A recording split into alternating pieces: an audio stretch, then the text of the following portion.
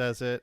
I usually wait till the end, and then somebody says, "Yeah, you sound Canadian. It's the boots," and then I get upset. And so we'll just get out of the way. Thanks for joining me, Aiden. How are you doing? Where are you coming to me from? I'm doing great. I'm joining you from Washington, D.C. Oh, beautiful. The now much safer DC, I hope. Very true. Very good. I wanted to ask you about these GPS stories that I've been made aware of. This stuff about Chinese manufacturing, all stuff that is very much interesting to me and to our slash my slash they them's audience. And let me just start off by asking you: is there an issue with Russia interfering with people's GPS signals? And I believe what I read is it pertains to, commercial flights over the region. And what I also read is that they're doing it because they want to protect their own land, I guess you could call it, against potential Ukrainian drone attacks. How much of that is true? What can you tell people about this topic? Well, what I can say is that we know that the Russians jammed GPS, presumably to protect their own territory. I guess I couldn't talk specifically to if they're worried about Ukrainian drones, but in the war there are GPS dead zones in the battlefield. Even in the Baltics, the commercial flights in Sweden and Finland and that general region will run into issues because of GPS interference by the Russians. The North Koreans do it too. Basically, all of the main adversaries, so to speak, of the United States in some way or another practice GPS jamming, whether it's Iran going after bases and things like that. It's a pretty consistent theme across the board.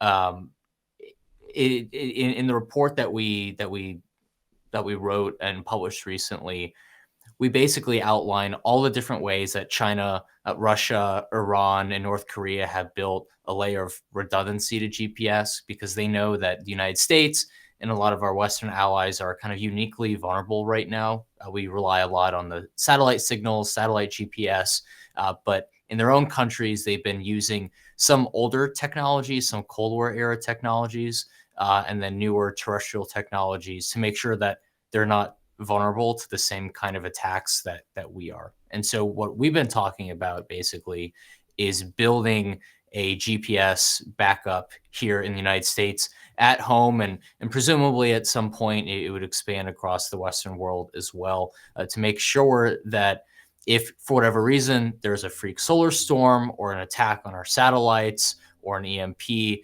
our GPS, our reliance on GPS will end up fine. Right now, all of our military technologies use it. All of our commercial applications use it. Google Maps, Apple Maps, Uber.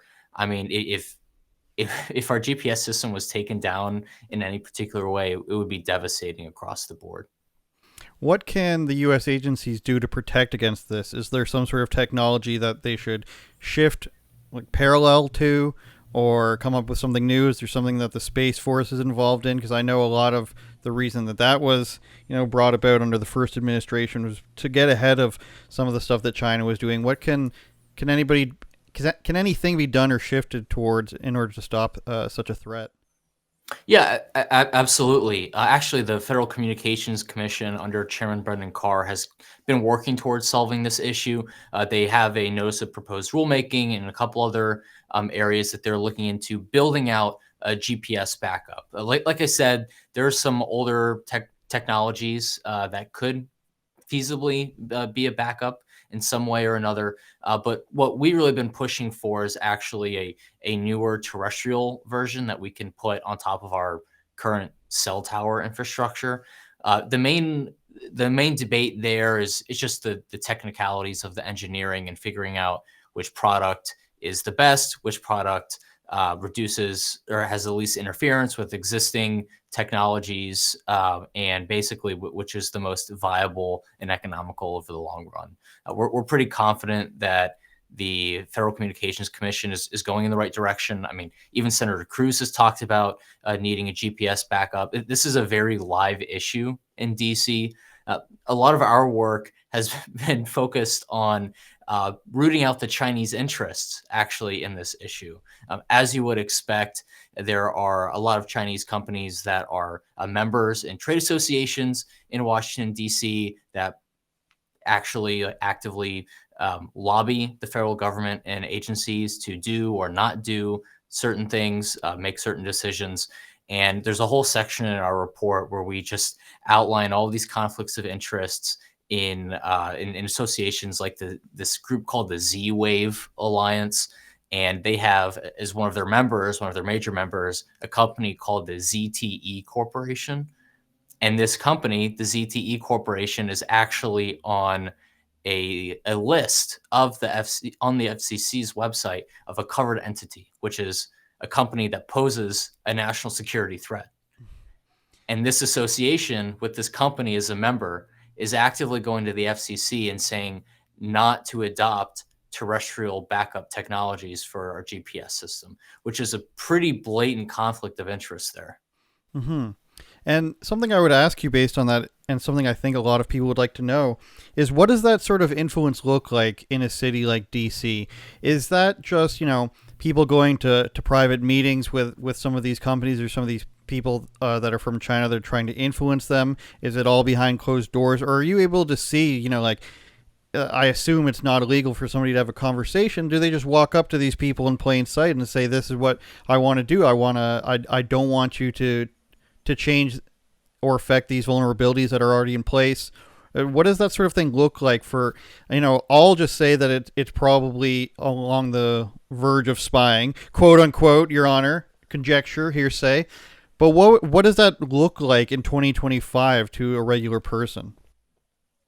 Well, as far as the actual proceedings, the majority of it is public information, right? I mean, the association members and company leaders and government affairs professionals, so they'll go and they'll meet with staff and they'll make their case and present the materials, and then whenever the agency opens up public comment, then you get a whole flood of information, right? Most of this information comes from companies and associations that are active in the industry space, which is totally to be expected, including engineering reports and all this technical information. But fundamentally, they're making their intentions known, right? This is not secret. It's not some arcane lobbying, endeavor to hurt America. It's all out in the open. Nobody just nobody talks about it. So when we started talking about it, it pissed a lot of them off, and then they started scrubbing information from their websites, linking them to all of these Chinese companies. It's blatant, it's open, and that's why groups like ours at the Bull Moose Project were actually very active in these comments, in these filings, to make the case to ignore certain associations, ignore certain companies, because we already know that they're connected to the CCP or they're connected to companies that we already know pose national security risks. Yeah, and I want you to talk about the bull moose so that people know where you're coming from. And if people go online and look at the website or the X account, they will see very pro-America stuff. I'll call it old-timey imagery that, evokes a positive feeling of a different time from people. Tell me how that started, or your involvement with it started, and how do you go about choosing which topics you want to cover like this with the GPS stuff? We started the Bull Moose Project back in the spring of 2021, actually, when things were kind of uncertain on where the Republican Party was going to go. We started because we wanted to be a voice for this more populist conservatism that Donald Trump brought to life in the conservative movement in 2015. We were the original group of people who started were very young. I am in my mid 20s right now, and we did not have any DC connections. We didn't have any money, nothing like that. It was just pure MAGA, pure populist conservatism that kind of drove us to start this whole thing. We got to DC, and our mission statement is to advocate for a dominant American future. And so we cover a broad range of policy areas that vary month to month on what's in the news or what are the major things happening in Congress or the administration. In this particular issue, we thought it was important to lend a voice because Americans don't know how to live without GPS now. Like I said before, it powers everything, and we're in this era of global competition with China. We're seeing wars break out in Europe, which hasn't happened in generations.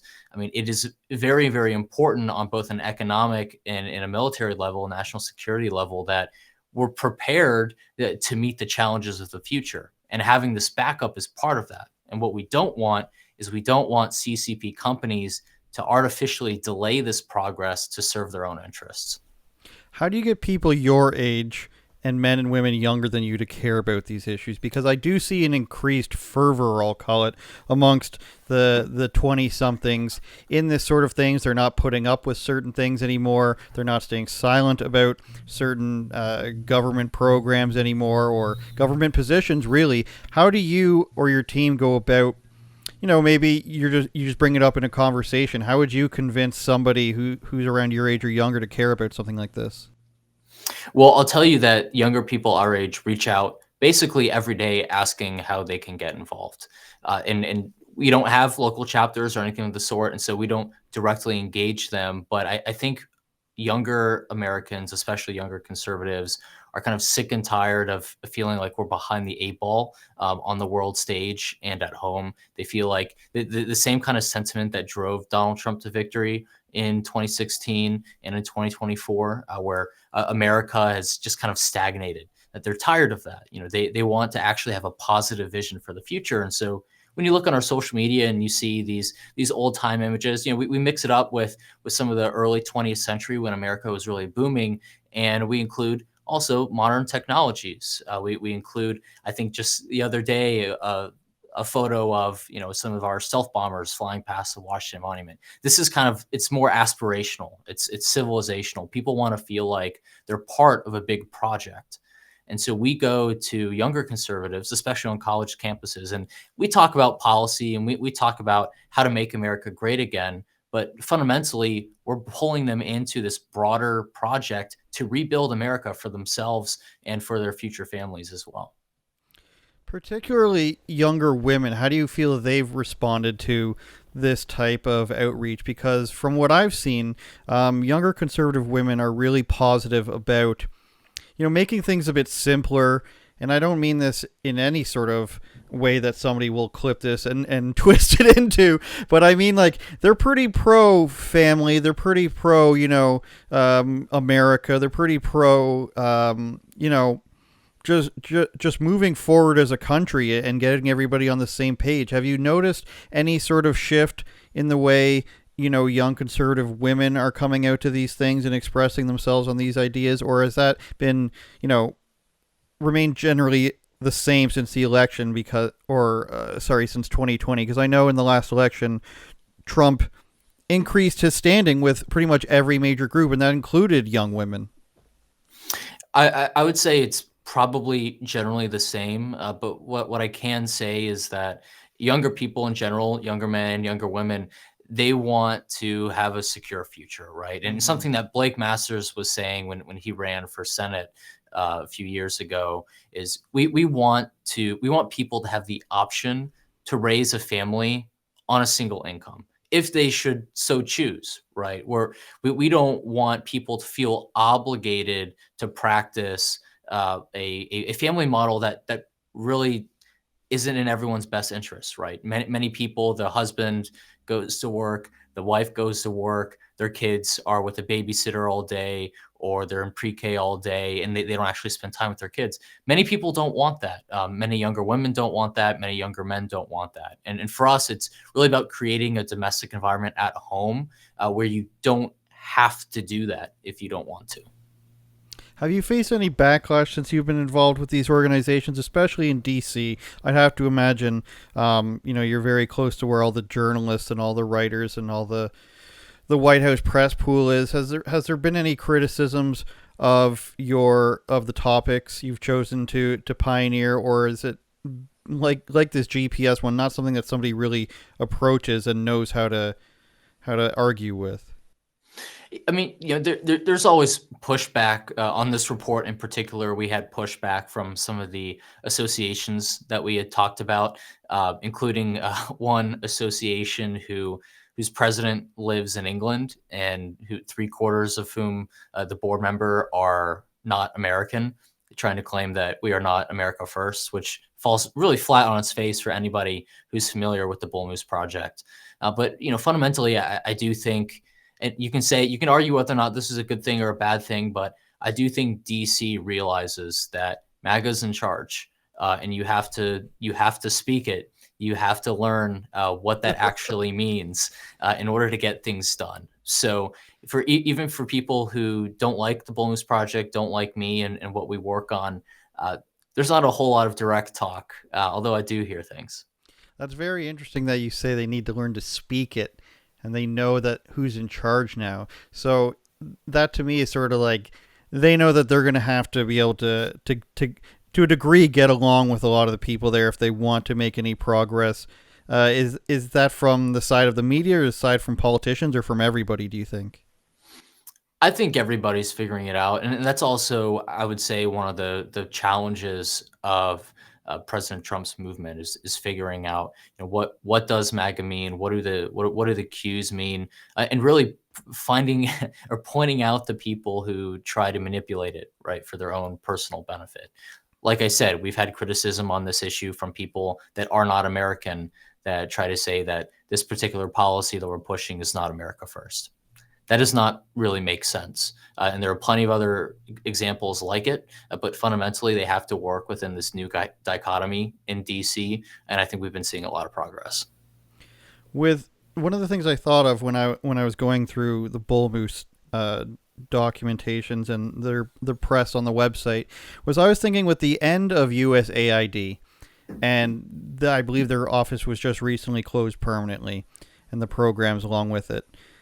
What would you say to somebody criticizing you or the administration about saying what we're going to get in reverse is like NGOs and different corporations in the opposite direction, and there's potential for overreach there, or like, bloating there? And this is, I'm coming from you from a guy who probably agrees with you on 99% of things, just so we're clear on that. But I want to get your thought, like, because I think that at some point, and you probably think about this too, at some point you kind of just have to say I'm correct or I'm right after 10 years of being called like all these names that they call people like us. Do you ever think about, or ever question yourself and think about, like, am I doing the right thing? Is this the right direction I want to go in? Is that something you ever struggle with, or something that you kind of have to convince yourself of? Or has it become so clear to you based on recent history that this is just what is required? I haven't questioned myself once. I know we're doing the things that need to be done. I do think that there are discussions to be had, over the long term of what exactly we want to be doing, what the long term goals are. But look, what's been happening in the administration is necessary.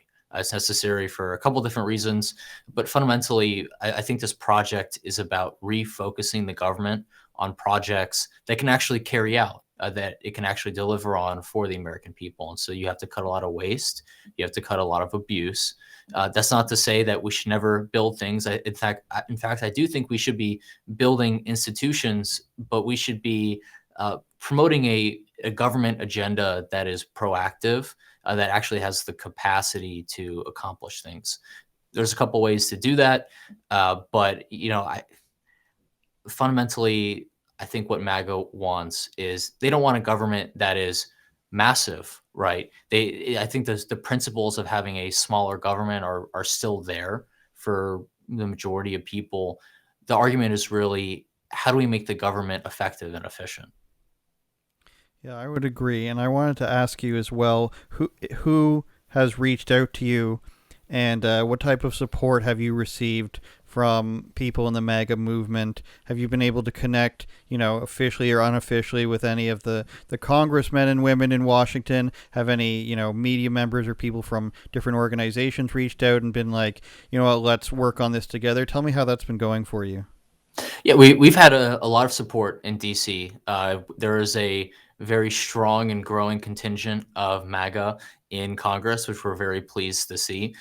But many of these organizations, these conservative organizations, they want to work with us because we do represent a younger voice in American politics. We represent younger college students and 20 to 30-year-olds that are going to play a role in politics.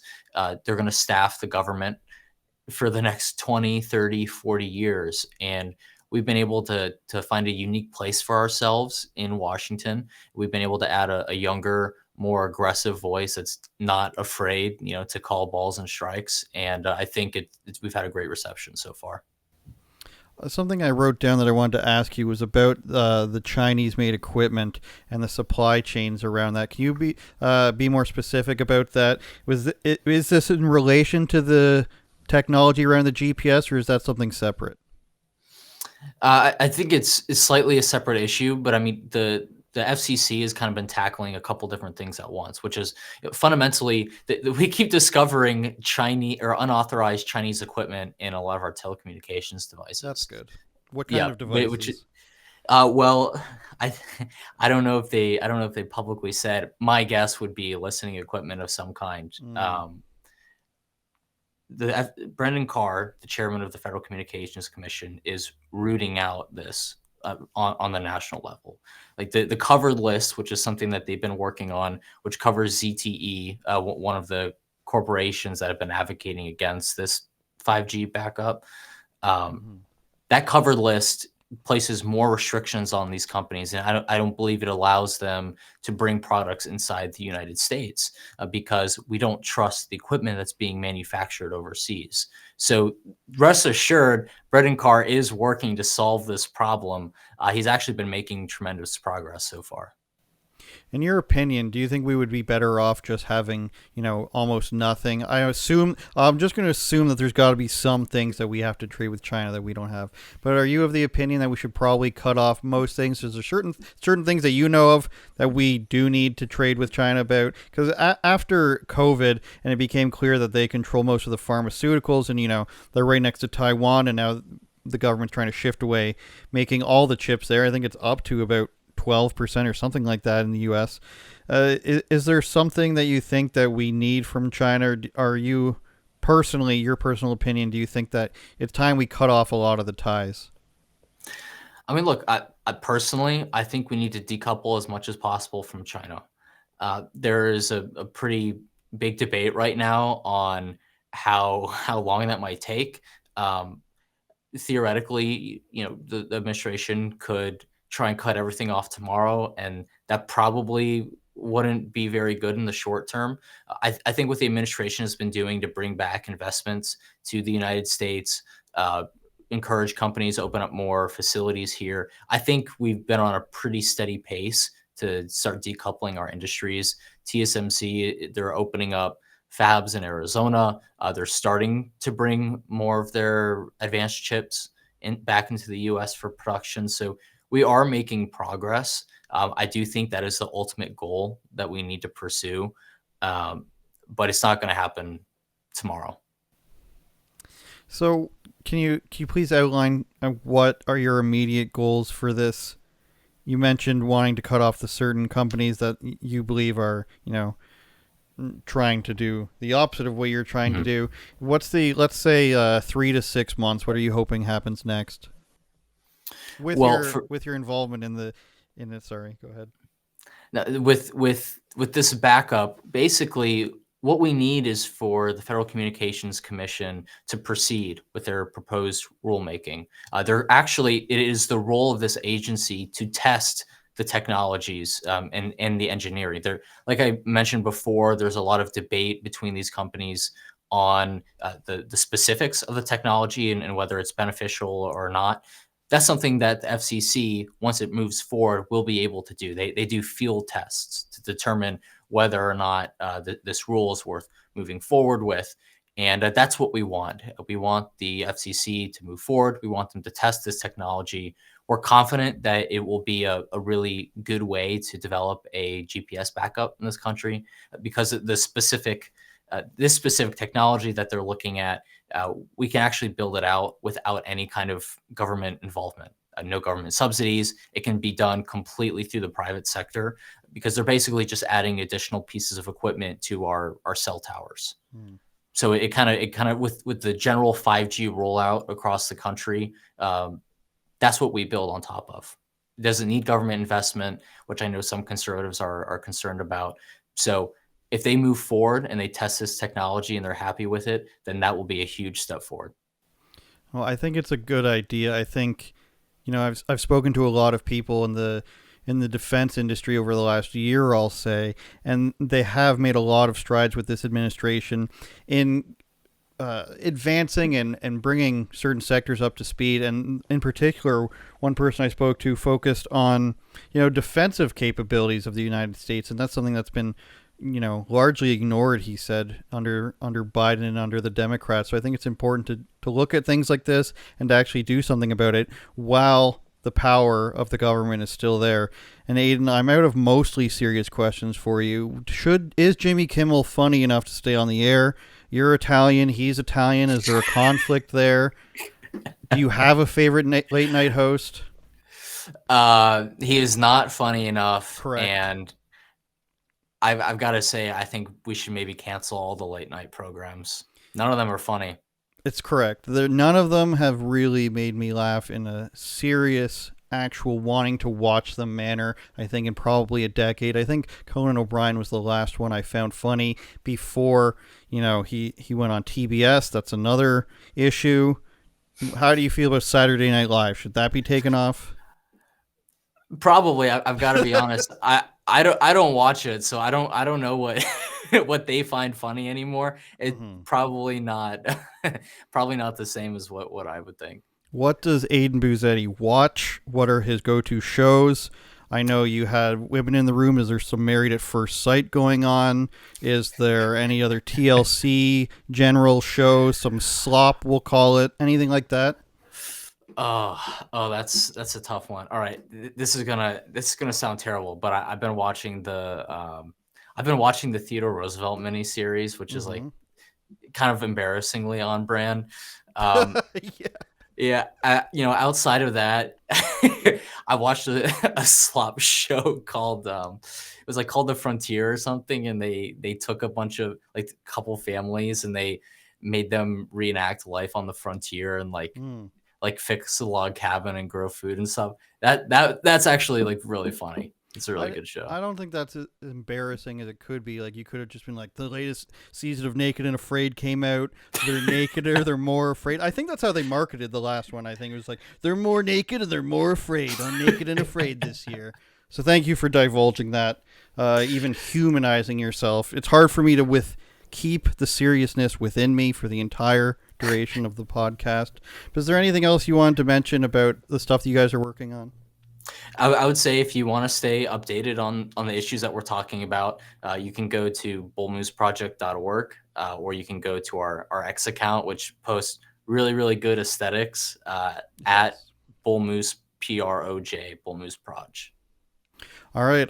I'm thankful for you for talking to me about the GPS stuff. It is really interesting to me, and I know people, they should be more aware of this stuff, and because, one flick of the switch and everybody goes crazy. When the lights go out, is what they say. Society will crumble. Yep. So if I can't get to where I'm going with my GPS, if I don't know when the food is getting to my door, I might snap, Aiden. I'm not going to lie. Society would collapse. All right, thanks. I appreciate everything you're doing. Keep up the good work. Have a good day, okay? Yeah. Thank you. Thank you for having me on. No problem.